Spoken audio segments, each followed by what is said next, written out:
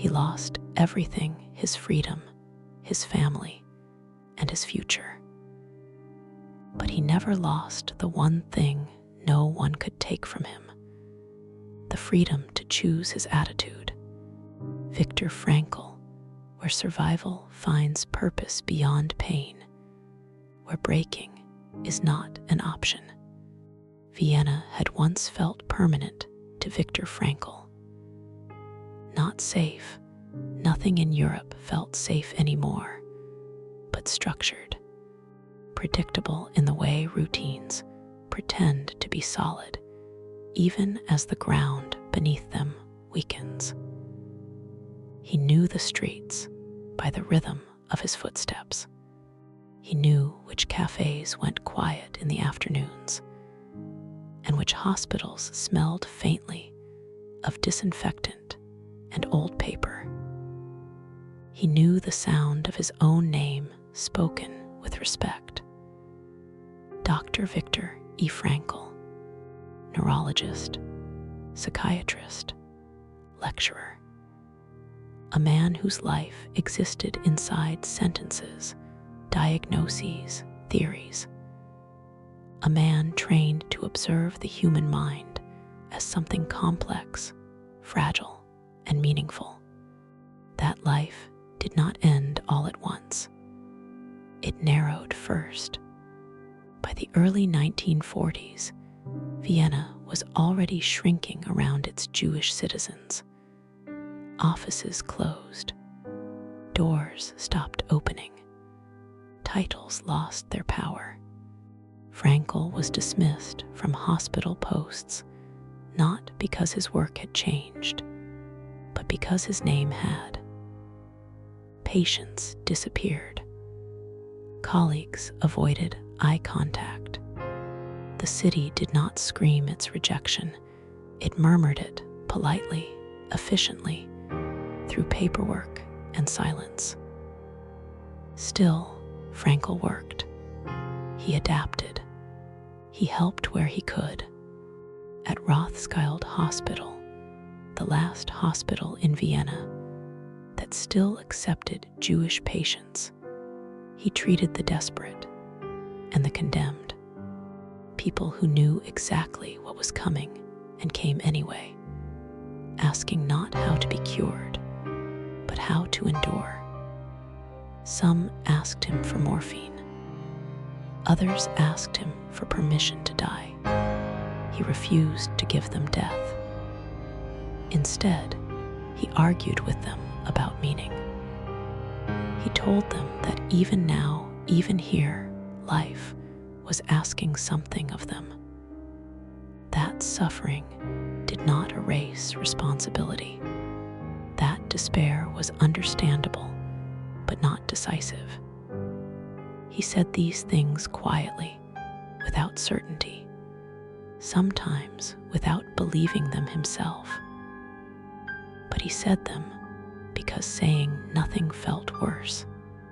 At night, Frankl worked on a manuscript, a book, a framework for a new kind of psychotherapy. He believed that human beings were not driven primarily by pleasure or power, but by meaning, by the need to find purpose even in pain, especially in pain. He wrote about responsibility, about freedom, about the inner space no one could take away. He did not know yet how fragile paper was. When the arrest came, it was not dramatic. No shouting, no chaos, just orders, just time running out. In September 1942, Frankl, his wife Tilly, and his parents were deported. They were allowed to take one suitcase each. One. Frankl packed carefully. He folded clothes with precision. He placed necessities at the bottom, and on top, wrapped in paper and hope, he placed the manuscript, the work of years, his life's thinking. his attempt to answer the question he had been watching his patients die asking: what makes life worth living when everything hurts? He believed, naively, desperately, that if anything of his old life could survive, it would be his ideas. The train did not care. The cattle car was overcrowded and airless. People stood pressed together, bodies absorbing fear without language. The journey lasted days. No one knew where they were going. Rumors moved faster than facts. Someone whispered the name of a camp. Someone else said it couldn't be true. Frankl listened more than he spoke. He observed. He noted the way panic spread, the way denial followed, the way some people clung to jokes as if humor were a flotation device. Already, the mind was adapting. When the doors finally opened, the air smelled wrong. Auschwitz. The name did not yet mean what it would later mean to the world, but it carried weight the moment it was spoken. There were floodlights, dogs, shouting in a language that struck like blows. Orders came fast and contradictory. Men and women were separated. Families dissolved in seconds, like smoke disturbed by a hand. Frankl never saw his mother again. At the entrance, there was no explanation, no accusation, no trial, just processing. Human beings turned into inventory. An officer noticed Frankl's coat, the way he carried himself. He asked what was hidden inside the lining. Frankl hesitated. The manuscript was discovered.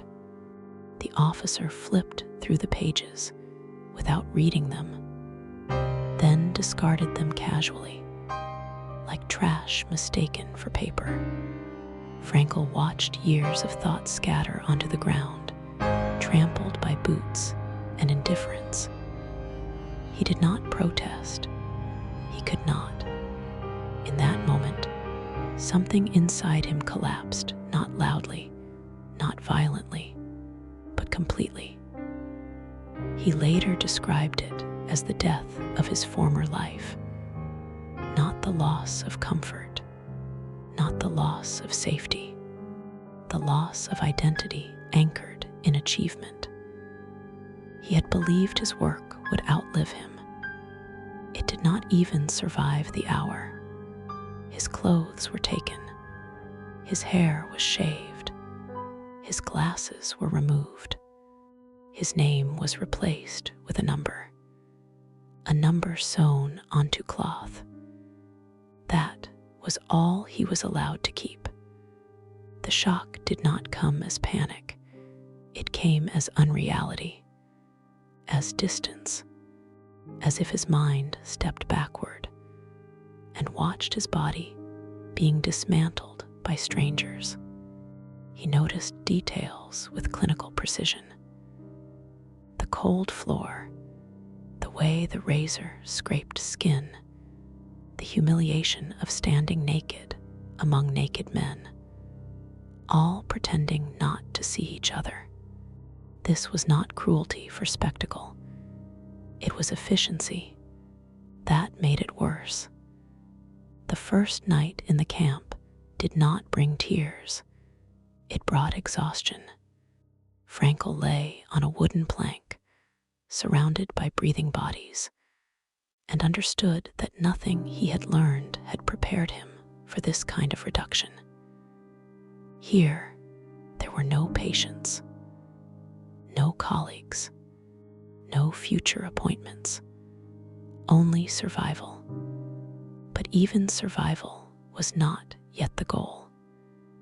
At first, the mind clung to reunion, to the idea that his wife must be somewhere nearby, that his parents would reappear, that this separation was temporary.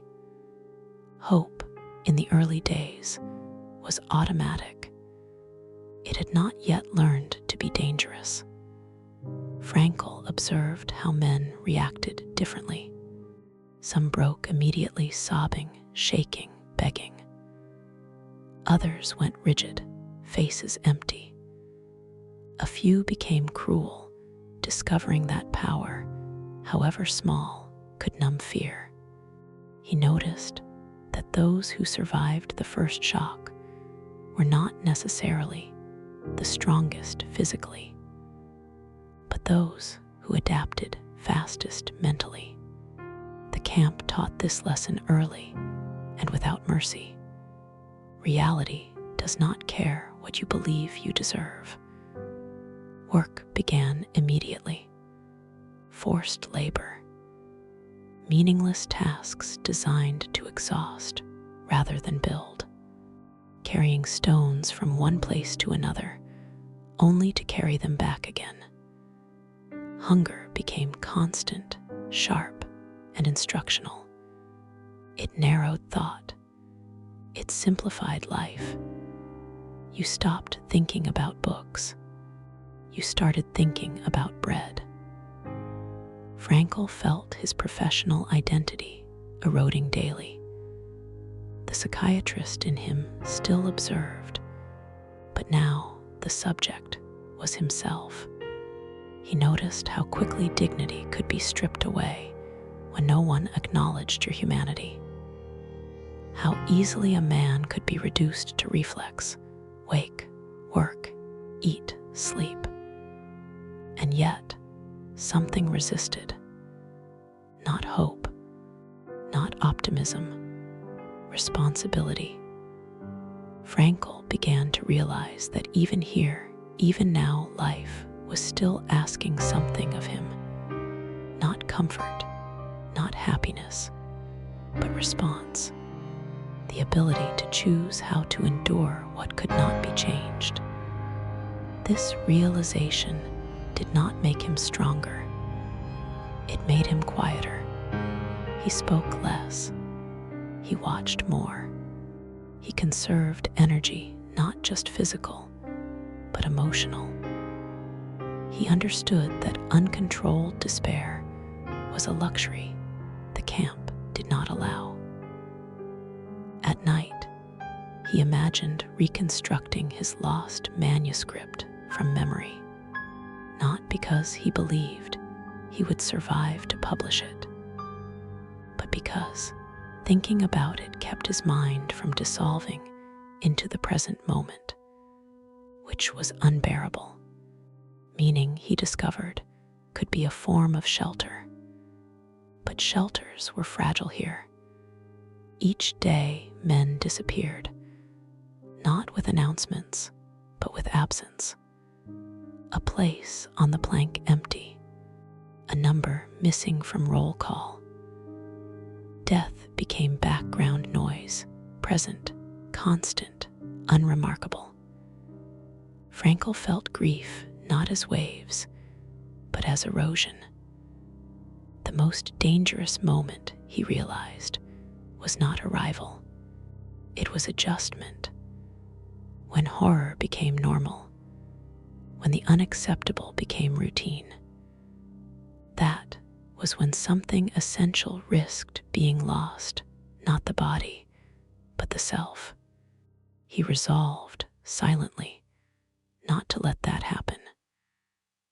Not because he believed survival was guaranteed, but because surrender felt like a second death. By the time he was transferred out of Auschwitz, thinner, quieter, stripped of illusions, he understood one truth with brutal clarity. Everything external had been taken. Family, career, work, name. What remained was invisible and unstealable. In one moment, his life's work disappeared, and so did his name. Morning did not arrive gently in the camp. It arrived by force. A whistle, a shout, boots striking wood, bodies jerking awake before the mind could catch up. There was no gradual return to consciousness, no lingering between sleep and thought. You were either upright or you were punished for not being upright fast enough. Frankl learned quickly that the body could be trained to wake before fear had time to form. Roll call came first, endless counting. Men standing shoulder to shoulder in the cold, some barefoot, some barely conscious, all trying to remain vertical. Time lost its shape here. Minutes stretched. Hours collapsed. Snow sometimes fell. Rain sometimes soaked through thin fabric until it no longer mattered whether you were wet or dry, only whether you could keep standing. If someone had died during the night, the body was dragged into line. The dead were counted too. Frankl noticed how the guards treated corpses with mild annoyance, as if death were an inconvenience rather than an outcome. This, more than the violence, unsettled him. Death here was not dramatic. It was administrative. After roll call came work.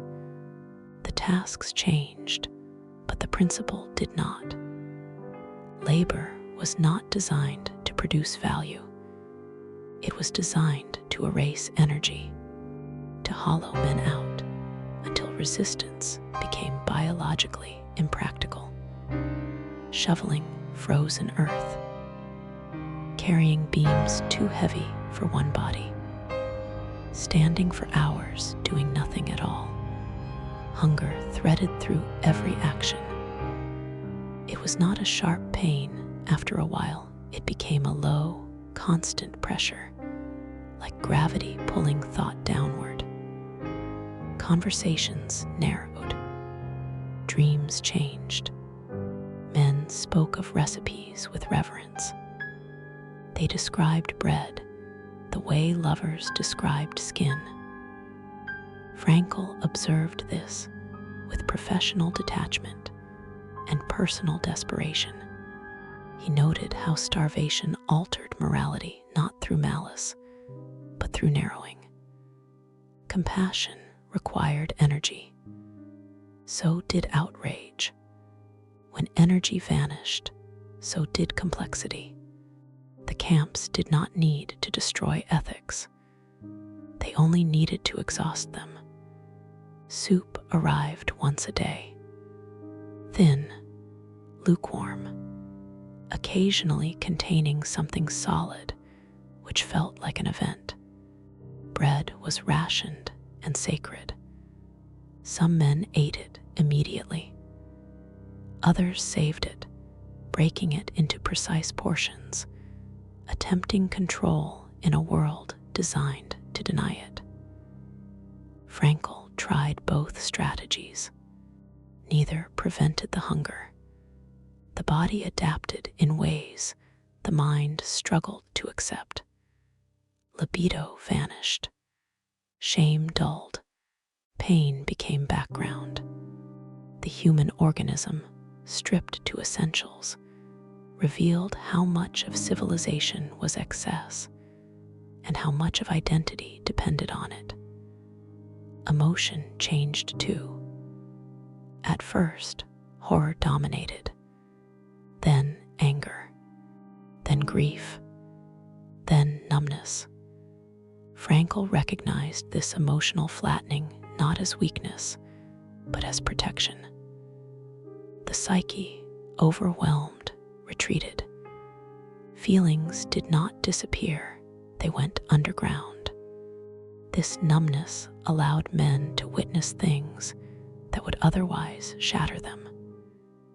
Executions, beatings, random cruelty delivered without explanation. The randomness was key. If punishment followed rules, one could adapt.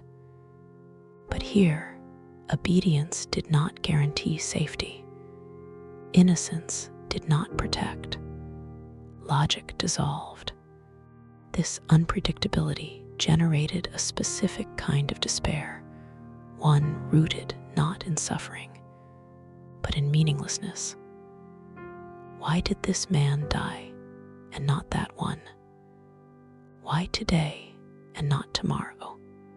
Frankl watched men break not when they were beaten, but when they stopped asking why. The camp rewarded emotional withdrawal. Those who cared less survived longer. Those who fixated on justice, fairness, or rescue often collapsed under the weight of their own expectations. Frankl began to understand survival as a psychological negotiation. You could not hope too loudly. You could not despair too deeply. Both were dangerous. He noticed small shifts in behavior that predicted collapse. Men who spoke endlessly about the future, what they would do when they were free, often died first. When that future failed to arrive, it took them with it. Others lived only in memory, reliving the past obsessively. They, too, withered. The most resilient, Frankl observed, anchored themselves somewhere else, in responsibility, a task, a promise, a reason. Sometimes it was absurdly small. A man who stayed alive to protect a weaker friend. Another who survived to finish a mental project no one else knew about. One who endured simply to bear witness. Frankl began to frame the camp as a brutal laboratory of human behavior, not out of coldness, but out of necessity. Observation gave him distance. Distance gave him endurance. He also discovered something unsettling. The line between victim and perpetrator was thinner than he wanted to believe. Given a fraction of power, an extra ration, a supervisory role, some prisoners became cruel quickly. Not because they were evil, but because power numbed fear. Others refused these roles and paid for it physically. There was no moral purity here, only trade-offs. Frankl felt shame at moments when he was relieved it was someone else being punished, when someone else collapsed, when someone else's number was called. These thoughts frightened him more than hunger. They revealed how survival eroded innocence without asking permission. At night, lying on wooden planks, Frankl sometimes imagined lecturing again. Standing before students, explaining the psychology of suffering. The irony did not escape him. He was living the case study he would never have chosen. Yet, even in this stripped-down existence, moments of humanity survived in fragments. A shared joke whispered at roll call, a stolen glance of kindness, a man offering a crumb of bread. These moments did not change conditions. They did something quieter. They reminded prisoners that they were still human, even when treated as less. Frankl held onto these moments carefully. He treated them as data points against despair. He also noticed how death was anticipated differently over time. Early on, men feared it. Later, some welcomed it as rest. Suicide was not uncommon, not dramatic, but passive. A man stepping out of line, refusing to move, letting the cold finish the job. Frankl understood this temptation intimately. There were mornings when standing felt pointless, when the idea of another day of hunger and humiliation felt absurd. In those moments, he reminded himself of something simple. Suffering stops having meaning the moment you stop responding to it, not fighting it, responding to it. He began to speak quietly to other prisoners when possible, not preaching, not motivating, simply listening, reflecting, helping them articulate why they might choose to stand up tomorrow. He did not save them, but sometimes he delayed their surrender. This, too, was survival. By the time Frankl was transferred again, another camp, another set of routines, he understood something essential. Life here was not about strength. It was about orientation. Those who survived weren't the strongest. They were the ones who found a reason. Meaning did not arrive in the camp like revelation. It emerged quietly, almost unwillingly, in the spaces where despair had exhausted itself. By the time Frankl began to sense it, he had already learned how little of life remained under his control. Food, warmth, safety, time. Even his own body responded less and less to his will. Everything external had been stripped away with methodical precision. What remained was not hope, it was choice. Not the kind people romanticize, the freedom to act or escape, but the narrow, nearly invisible freedom to decide how one would endure what could not be changed. Frankl noticed this first in himself. During forced marches, when exhaustion made thought feel heavy and distant, his mind began to drift, not forward, not backward, but inward. He imagined himself standing in a lecture hall, calm and composed, describing to an unseen audience the psychological state of a prisoner marching through snow with bleeding feet. He was both the subject and the observer. This mental shift did not warm him. It did not feed him, but it gave him distance. And distance, he realized, was power. Suffering, when examined rather than merely endured, changed its shape. It became something that could be addressed, even if it could not be escaped. Frankl understood that pain, without meaning, crushed people. But pain held within a framework, however fragile, could be survived. This idea unsettled him at first. It felt dangerously close to justification, but he rejected that. Meaning did not excuse suffering. It simply made it bearable. One thought returned to him again and again: his wife. He did not know if she was alive. He did not know where she was. The uncertainty was its own wound. Yet thinking of her presence, even imagined, altered his inner world. In moments of greatest cold, he felt warmth not from memory, but from connection. Love, he realized, was not dependent on proximity. It existed as an inner stance, and that stance could not be confiscated. Around him, the camp continued its routine of erosion. Men died daily, names vanished, faces changed.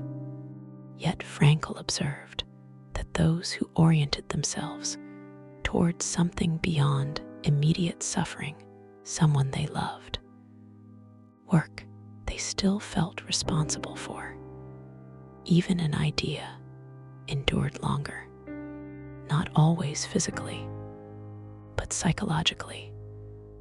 Meaning did not guarantee survival, but its absence almost guaranteed collapse. Frankl began to articulate this silently, that even here, in a place designed to erase humanity, a person could assert one last freedom, the freedom to choose one's attitude.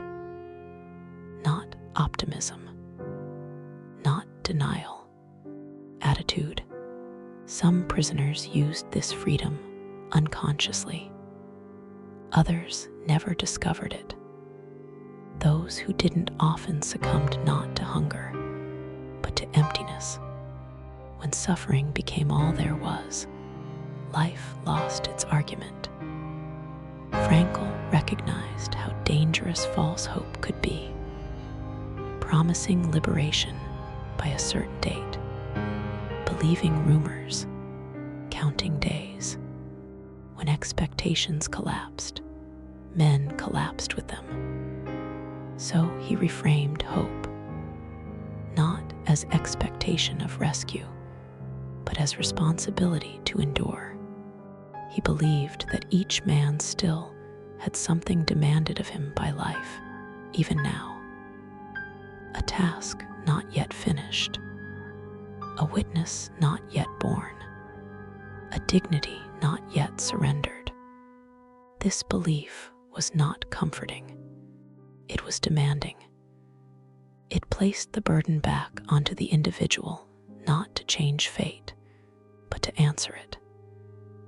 In the camp infirmary, Frankl sometimes spoke with dying prisoners. He did not lie to them. He did not offer miracles. He asked questions instead. What had their life asked of them?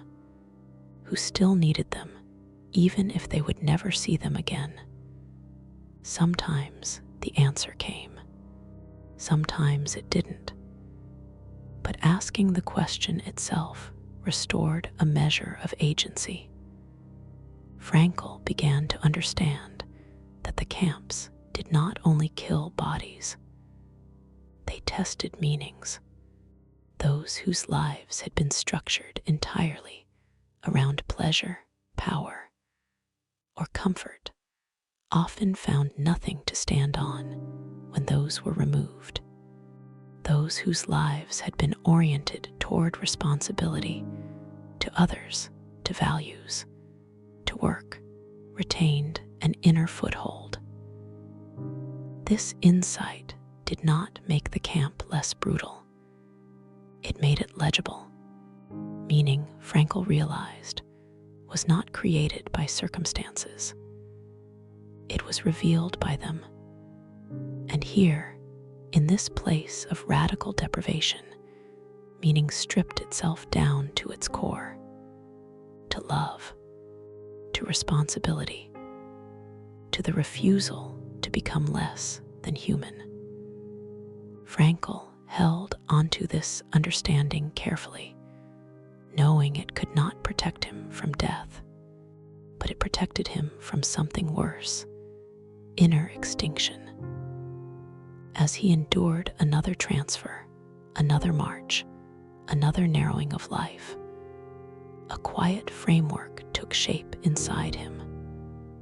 Not a theory yet, not a book, just a conviction. Everything can be taken from a man, except the last of human freedoms. The freedom to choose one's attitude in any given set of circumstances. The camps had not destroyed that. And because they had not, something inside him remained undefeated. This was not survival. This was resistance.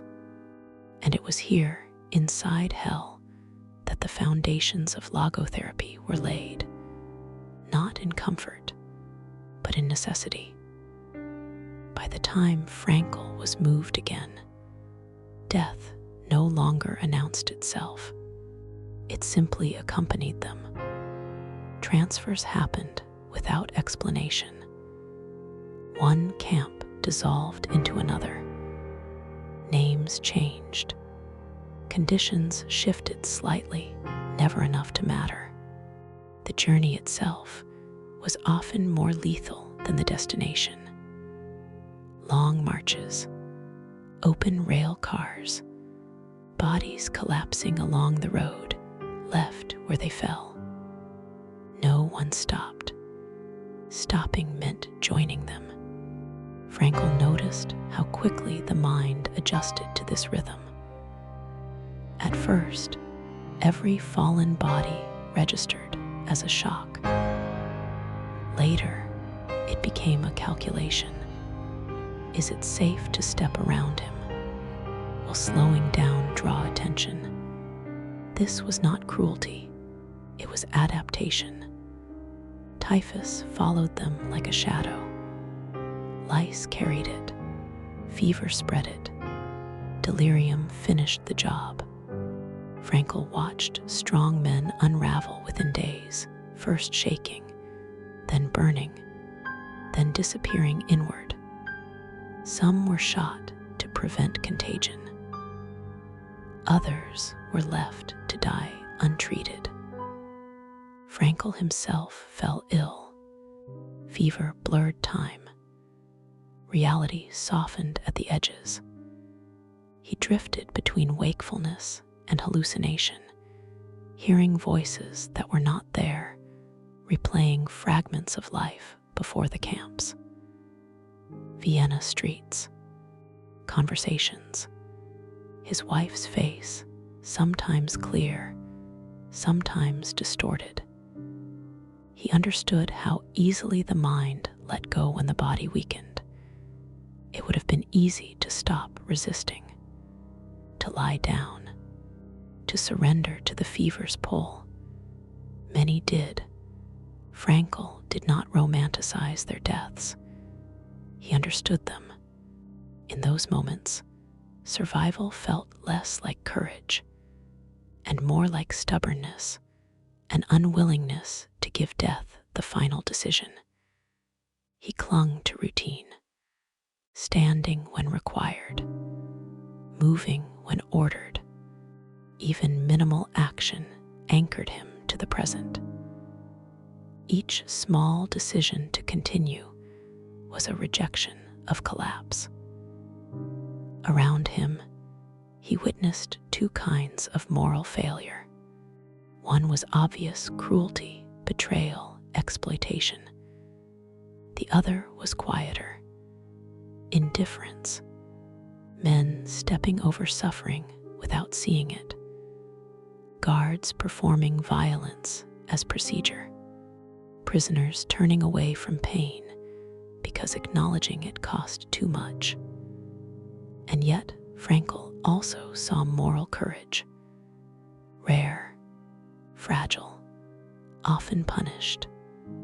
A prisoner sharing bread despite starvation, another comforting the dying, someone refusing to humiliate another even when ordered to do so.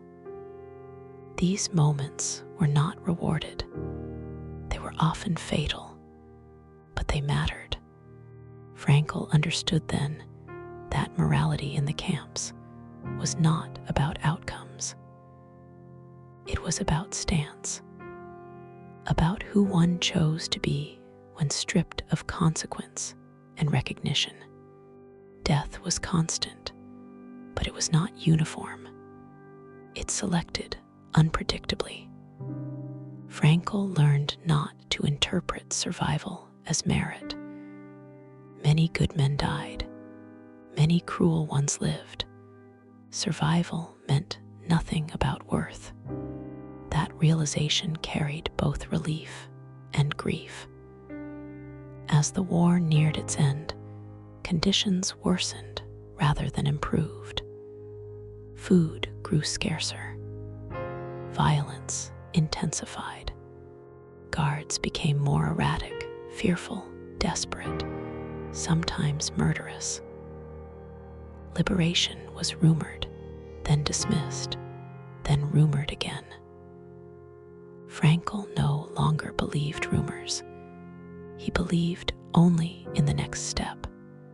Walking through death daily taught him something profound: that the human spirit could be damaged without being destroyed, that even when life narrowed to survival alone, meaning could still flicker, not as hope for tomorrow, but as integrity today.